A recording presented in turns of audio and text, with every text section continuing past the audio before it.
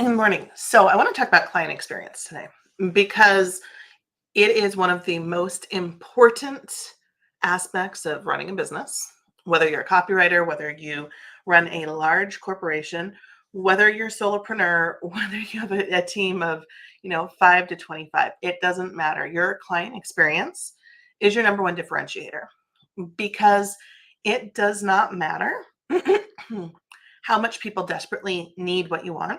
It does not matter who your competitors are. It doesn't matter whether your competitors are really even in your space. And I'll give you an example on that later. But your client experience or how you make people feel, the way that you remove friction from the purchasing, the delivering, the ownership experience, depending on what it is that we're talking about. I'm getting super broad here. That's what makes a differentiator. That's what makes people want to continue to work with you. That's what gets you rave reviews. That's what gets you potentially lifelong customers. And that's what gets you the referrals and recommendations. And you may or may not know the statistic is something like 90% of people are 90% more likely to make a purchase based on a personal recommendation. So that is one of the most powerful ways for you to grow your business and for you to minimize the amount you're spending on acquiring new customers, whether that means through advertising, through the sales cycle, through some of these other aspects, or let's minimize the amount that you spend acquiring new customers so that you can really focus on becoming more profitable and building those connections with the customers you have and getting their customers and their friends to want you as well. So what does that look like? And can you really systematize something that's as personal as an individual experience?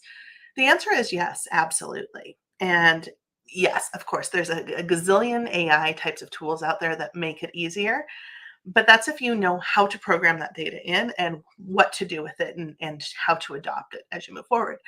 But there are some pretty easy ways to think about the customer experience. And yes, I've been talking about this a lot lately because it's something near and dear to my heart. It's also something where, having worked with people where the experience is full of friction, where the experience is challenging, where I'm having to chase people down for information, advice, get the details, and maybe not advice, but to see where project status is. Because of that, it's something that's hyper focused, that I'm hyper focused on, both with people that I've worked with people that hire me, and with clients that I'm continually working to help them improve that experience and remove the friction so that the buying process, the marketing process becomes extremely straightforward. So, what are the systems? Yes, you have your lead generation system where you're doing all the things to get new leads, and that doesn't ever go away, or it shouldn't. You will still need to put some pressure behind that, whatever that looks like. And I don't want to get into specifics because it's so custom to each business, your market, and your audience. And sometimes, particularly when you're looking at luxury items, sometimes you're not competing against the other products or the other sellers of those luxury items. You might be competing for things like vacations or home projects or on and on and on. There are lots of things. So it comes down to connecting with the experience, connecting with the why, and connecting with them on this personal level. So yes, all that to say, yes, you can systematize it. You can 100% systematize it. The lead gen is the first part.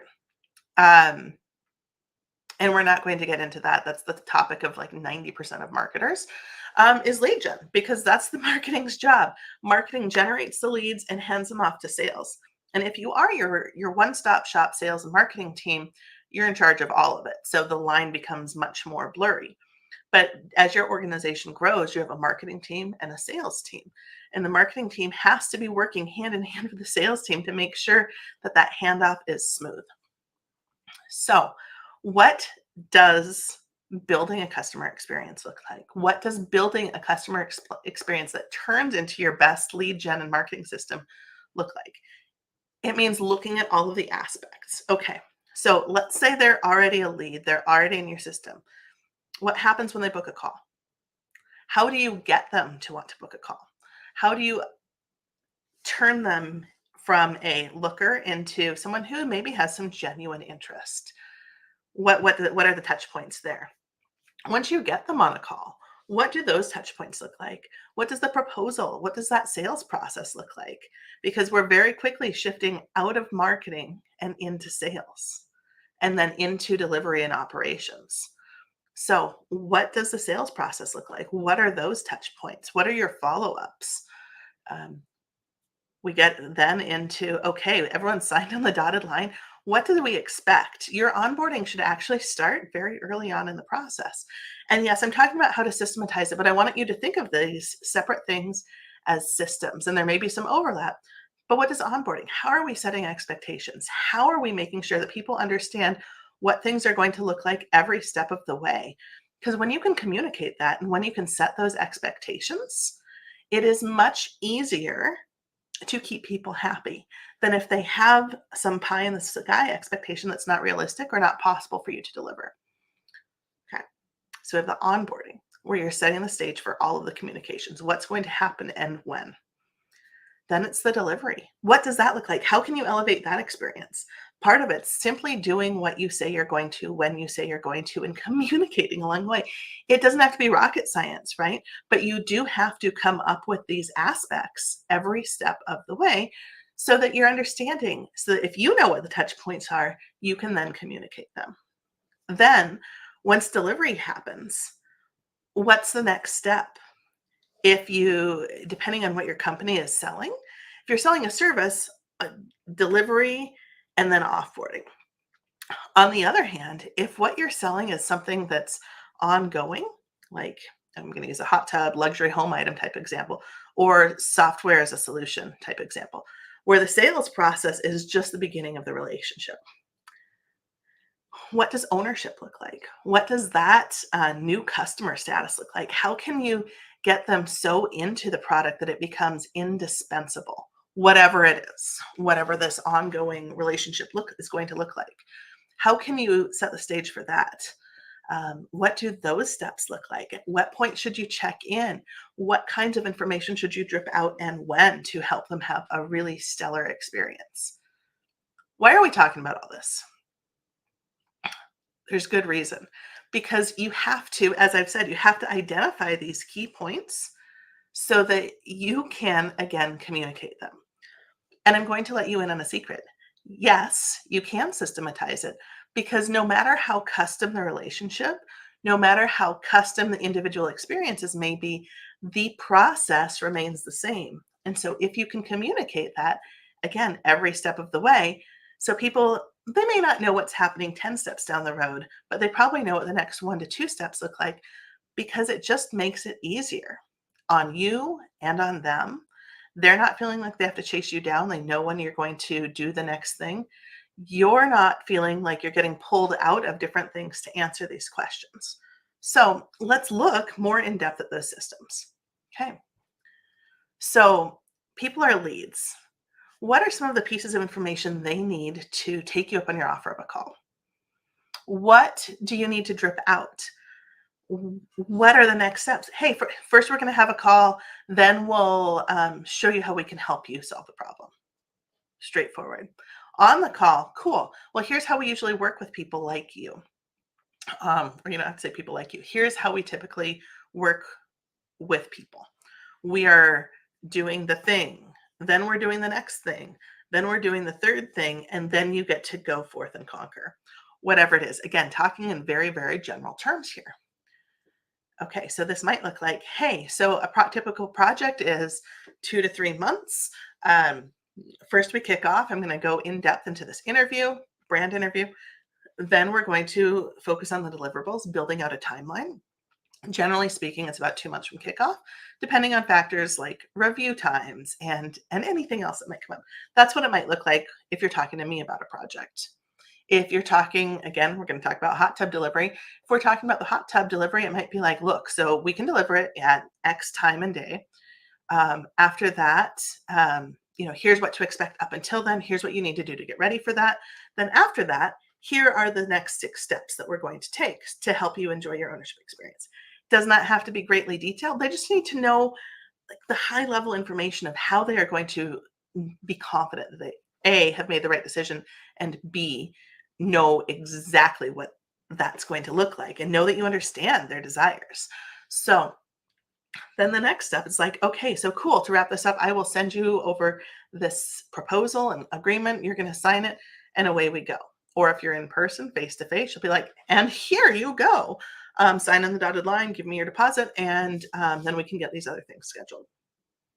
Pretty straightforward and easy, right? That's the contracting process. And because you have started teasing out a little bit about how you do the things, people feel good about their purchase. They know what to expect right away. And that's when the next stages of onboarding come in. It's like, okay, so we've got the kickoff call. Here's what to expect. Here are all the things that we're going to do. Here are the intervals at which you'll hear from me. Here is how to get in touch with me. Here is how we're setting the stage for all the things. And they might get a checklist. They might set the stage for how you're going to deliver all of the pieces and on and on and on. Okay, I feel like I'm doing lots of on and ons, but the key point here is that by defining what each stage is going to look like and giving them just enough so that they feel confident, then you can start to really communicate it and feel like they know that you know what you're doing and you know that they know that you know what you're doing. Um, Not complicated here at all, right? So after that, after we've delivered or after we've onboarded, then it's about following through on the things we promised. Hey, we said you're going to hear from us every week. Here is your update. Here's what we did. Here's what we're doing now. Here's what's next. Here's what we need from you. So that you're outlining the individual steps and the individual components. Makes sense. From there, you're just following through on that every step of the way and including checklists. Hey, here's what we did. Here's what's next. Have you done this yet? Make sure that you've done this so you're ready for, the big thing, whatever that big thing is. If it's a delivery of an item, if it's a delivery of a product, if it's a delivery of some other kind of deliverable, then how are you presenting those deliverables? Is it in branded material or is it something else? What does that look like? Are you communicating by text, by email? Define this. And you don't have to have all of these pieces in play right away, right? There doesn't have to be something formal right away. But by formalizing the process, then you can have templated emails that you copy and paste personalized updates into. That way you're sure you're not dropping balls, but they also know kind of what's coming next and it's a consistent form of communication. Then onboarding them. Well, not really onboarding them, sorry. This is onboarding expectations. Like if they are now a new customer and you've delivered the thing, how do you ensure that they like it? How are you getting reviews? How are you gathering feedback? How are you doing these other pieces? Because again, your job doesn't end with the sale. The customer experience continues on. So how are you showing them that you're thinking about them? How are you showing them that they matter? How are you showing them all of these other pieces? And that's really what happens with the customer experience. Are you asking them for referrals? Are you asking them for feedback? Are you asking them to, come check in with you and see how things are going periodically, not just once? Because it's in those follow-ups that you continue to create the warm fuzzies that you've promised in the marketing and sales and delivery process. And again, it doesn't matter whether you are large scale products, small scale products, high end, low end services, all of these principles remain the same. Good news, I do have an upcoming product designed to help you streamline some of these experiences. And I'm going to tease that now and leave you with this. It will be more information available on June 1. If you have questions along the way, let me know. Otherwise, I am always happy to geek out in client experience because it matters. Because the more friction you can remove, the easier it is for people to want to work with you, and the easier it is for them to want to pay a premium for the products and services that you offer. So have a wonderful, wonderful Tuesday, and we'll talk soon.